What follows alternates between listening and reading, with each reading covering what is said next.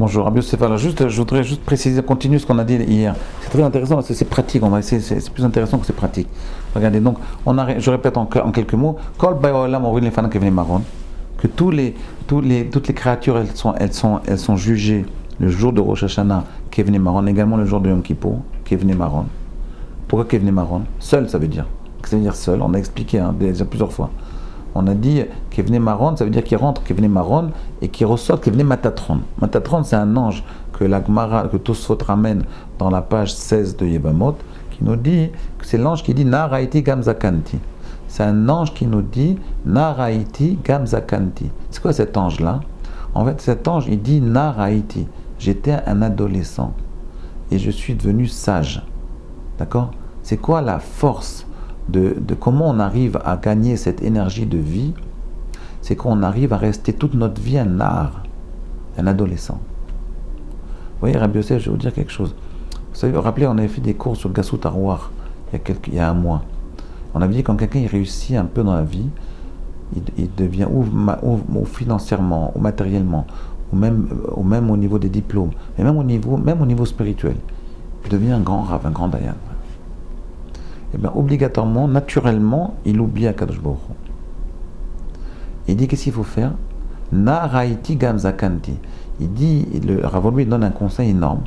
Il dit Nin'ar. Il dit qu'il faut être Nin'ar. C'est quoi Nin'ar? Ça veut dire, il dit de la même façon que si toi, non regardez, écoutez, le texte il dit comme ça. Je ne me rappelle plus comment le texte il dit qu'il faut être Nin'ar. C'est quoi Nin'ar? Ça veut dire qu'il faut s'agiter. Ça on a expliqué. Alors, je vais vous dire en quelques mots de quoi il s'agit là-bas. Là-bas, on dit comme ça. Quand un homme il a oublié Kadosh Baruch Hu, il est puni. Comment il est puni? Kadosh Baruch Hu, il ne va pas être Menaher, la terre, après sa mort. C'est dans le jour de la résurrection des morts. Quand un homme il oublie Akadosh Baruch Hu pendant sa vie, Kadosh Baruch Hu, il ne va pas remuer la terre pour faire revivre les ossements et en faire un être humain. Il dit, quand est-ce qu'un homme, Akadosh Baruch Hu, il remue la terre pour faire des ossements? C'est quand dans sa vie, il a gardé toujours cette notion que Dieu est à côté de lui. C'est un petit peu de foi, un petit peu d'émouna. Et comment on garde cette émouna quand on a perdu parce qu'on a réussi? Parce qu'on pense qu'on peut être maintenant indépendant, qu'on n'a plus besoin d'Akadosh Baruch Hu. Naturellement, c'est la nature humaine. Quand un homme est réussi, il pense qu'il n'a plus besoin. Et bien, qu'est-ce qu'il faut faire? Quel est le secret? C'est de la même façon que Dieu a remué la terre. Toi, pendant la vie, si tu veux revenir à une relation, une connexion avec le divin, il faut redevenir un adolescent. Voilà, le secret de la réussite dans la vie, c'est à chaque fois que tu réussis et que tu penses que maintenant tu es indépendant, maintenant tu t'es installé dans ta vie, tu habites dans le 16e, tu as un grand hôtel particulier, la nature humaine te permet de penser que maintenant tu n'as plus besoin de personne. C'est naturel, pas un défaut, c'est naturel. C'est un défaut, mais c'est un défaut qui est naturel, pas une avéra grave. C'est comme ça qu'Akadosh Baruch Hu a créé l'humain. Donc il ne faut pas être angoissé de ça. Mais comment on fait pour sortir de cette situation qui est un peu qui est un peu une voie sans issue? Comment tu fais pour t'en sortir? Le texte, il nous dit qu'il faut redevenir un adolescent. Essaye de vivre comme un enfant, comme un adolescent, comme si tu n'avais rien, comme si tu connaissais rien encore, comme si tu sais rien, comme si tu n'avais pas d'argent. Moi, très souvent, les gens qui ont beaucoup d'argent, je leur dis, arrêtez de prendre des avions privés. Essayez de vivre comme des prolos. Revivez comme vous aviez 16 ans, 17 ans, vous étiez des prolos et vous baladiez avec des jeans déchirés. Essayez de revivre ce moment-là. À ce moment-là, vous vous êtes agité, il faut recommencer à redemander la vie d'Akadosh Baruch Hu. Redemander d'Akadosh Baruch Hu. Donc ici, c'est pareil. Naraïti. C'est quoi Naraïti? Je redeviens, parce que j'étais un nar, parce que j'ai toujours vécu comme un adolescent, j'ai acquis la sagesse. C'est ça, Matatron. C'est ça, cette énergie de vie qu'on requiert à Rosh Hashanah. Pour l'acquérir à Rosh Hashanah, cette énergie de vivre, dès le début du mois d'Elul, il faut essayer de redevenir un adolescent. Quand vous faites les slichot, il ne faut pas les faire comme un vieillard qui est là en train de dire « il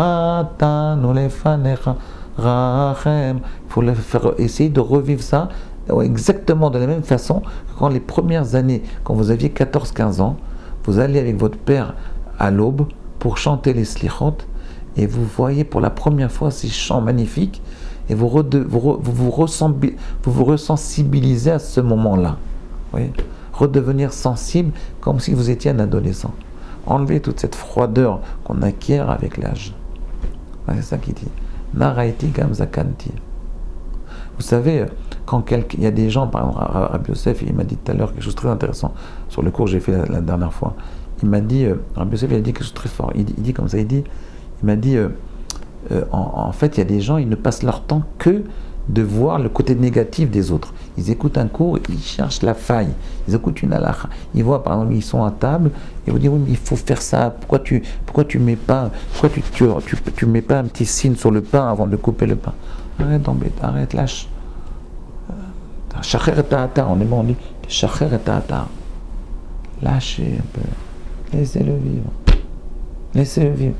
Quelqu'un qui m'appelle me dit Rav, je ne peux pas manger la nourriture de mes parents parce qu'ils font prime pas le maaser. Ok, bon, t'as raison. Qu'est-ce que je te dis, t'es un tzaddik. Arrête de voir tes parents font des efforts énormes. Alors essaye d'arrondir les angles. Alors Rabbi Yosef, il m'a dit, oui, mais en fait, ces gens-là qui passent leur temps à critiquer, à inhiber, ils s'inhibent eux-mêmes, ils inhibent les autres. En fait, ils sont petits. En fait, c'est pas vrai, je vais vous dire. Ils sont pas petits. Je vais vous dire ce qu'ils sont. Ils sont pas petits. Ils sont peut-être très grands même. S'ils ont une intelligence très grande, ils peuvent être des très grands hommes. Mais le problème, c'est que ces actes qu'ils vivent, ils les vivent avec des midotes mauvaises, des midotes négatives. C'est-à-dire, ça repose, ces mitzvot, ces actes de vie, ils les vivent sur un reposoir, sur un socle de mauvaises midotes. C'est quoi mauvaises midotes ici? De façon très générale, ça veut dire les midotes, ils les poussent à tourner leur intelligence toujours dans le sens négatif, dans le sens de la critique. Au lieu de prendre l'intelligence que j'ai et d'essayer de construire un monde nouveau, d'essayer de construire ma personnalité, d'essayer de construire la personnalité de mes voisins, de mes copains, de mes amis, de mes élèves, de mes enfants, de mes parents, qu'est-ce que je fais? Je fais le contraire, je les inhibe. Ça, c'est des mauvaises midotes. Vous voyez, vous avez remarqué, je vous parle très souvent des midotes au niveau très particulier, les détails des midotes. Là, je vous parle au niveau kolelani, c'est au niveau grossièrement des midotes. Mais je le fais exprès. C'est en fait, avoir des bonnes midotes, avoir des mauvaises midotes, c'est pas des termes psychologiques. C'est des principes de vie, pas de la psychologie. C'est de la vie. C'est quoi? C'est-à-dire que quand un type il passe son temps à inhiber, c'est qu'il a des mauvaises midotes. Quand un type passe son temps à essayer d'être jaloux de l'autre, c'est qu'il a des mauvaises midotes. Au lieu de ça, il n'y a rien de plus simple à faire. Détache-toi un peu de ça, de cette envie d'annuler et de noircir ton entourage, et essaie de mettre un peu de baume, un peu de soleil. Vous voyez? Ah, ok, on apporte au Rosh Hashanah, tu n'es pas obligé de lui dire, oui, il faut se lever au matin net, sinon tu es un rachat. Non, tu dis pas ça. Tu dis rien. Tu n'as pas envie de lui faire des compliments, tu dis rien. Tu n'es pas obligé de casser. Casser, c'est des mauvaises méthodes. Enfin, je vous dis.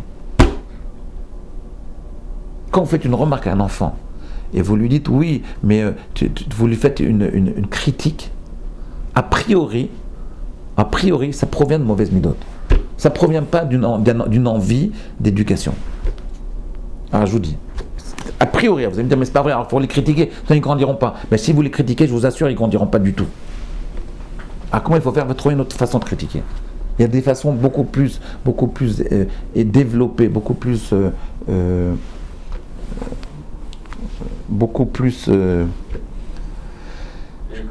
élégante de critiquer. Mais critiquer directement, Rav disait toujours ça, il disait critiquer ouvertement, c'est un peu, je dégage mes nerfs, parce que je suis énervé.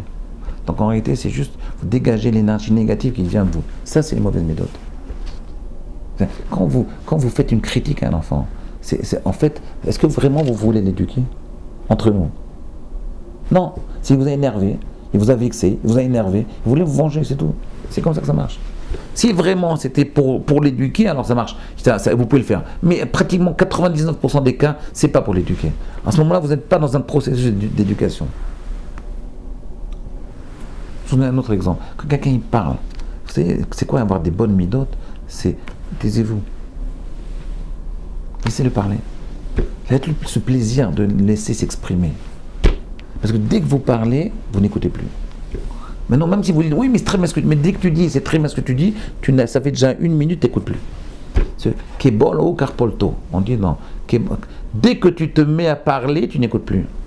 Donc, pour pouvoir écouter, il faut se taire. Oui. Ça, c'est les midotes. Alors, des fois, tu dis, ah, c'est très bien ce que tu as dit, mais pourquoi tu dis c'est très bien ce que tu as dit? Parce qu'en réalité, tu n'écoutes plus. Tu ne veux plus écouter. Donc, tu veux qu'il se taise. La meilleure façon de le faire taire, c'est de lui dire c'est très bien, zéro, adkan, pas plus. Oui, oui, c'est dans les petits détails de la vie, c'est là on voit. Bonne midote, c'est écoute l'autre, même si tu as déjà entendu 100 fois ce qu'il dit. Même si tu sais très bien déjà, laisse-lui ce plaisir de s'exprimer, sans l'interrompre. À demain.